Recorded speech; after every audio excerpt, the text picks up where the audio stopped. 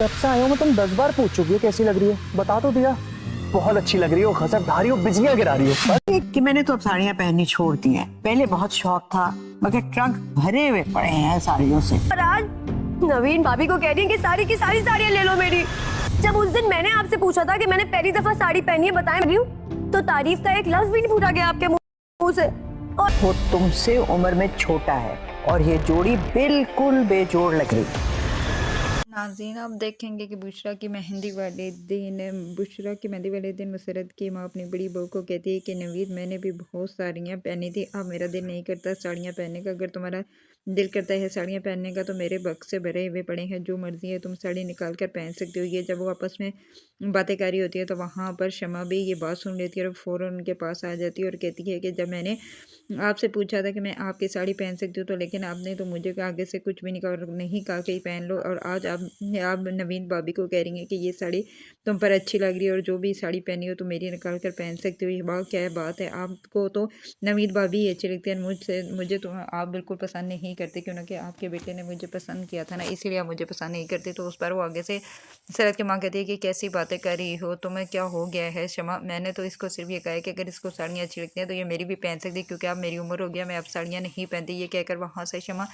चली जाती है और गुस्से में आ जाती है और अपने मियाँ को कहती है कि तुम्हारी माँ ने देखा, वो अपनी बड़ी बहू को तो सारी साड़ियाँ अपनी दे रही है और मैंने जब एक साड़ी मांगी और वो मुझे नहीं दे रही, तो उस पर उसका मियाँ कहता है कि बस करो, आज खुशी का दिन है, इस बार भाई अपना मुंह ना फुलाओ और चुप करके बैठ जाओ। और इधर आप दूसरी तरफ आप भी देखेंगे कि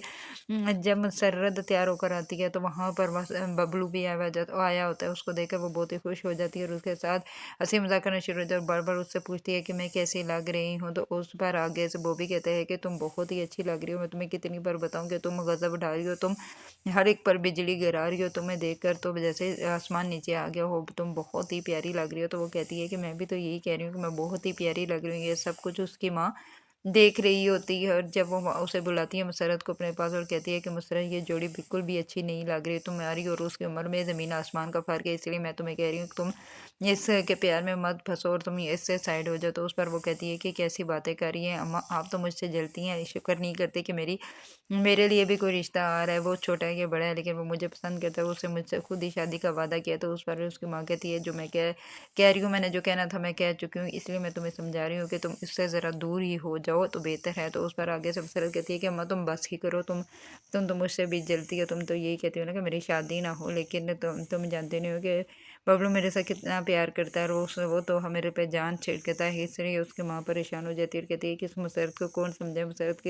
की समझ में ये क्यों नहीं आ रहा कि इन दोनों के आपस में जोड़ी बिल्कुल भी नहीं मिलती, ये बहुत ही बड़ी है और वो बहुत छोटा बच्चा है, इसलिए मैं इससे समझाती हूँ। लेकिन जिस दिन इसका दिल टूटेगा तो इसे पता चलेगा कि इसे माँ सही कह रही थी, लेकिन वो वहाँ से चली जाती है। एक तरफ तो वो शमा की वजह से परेशान हो जाती है और दूसरी तरफ वो अपनी बेटी मुसरत की वजह से परेशान हो जाती है, क्योंकि मुसरत ने तो माँ को साफ कह दिया था कि आप तो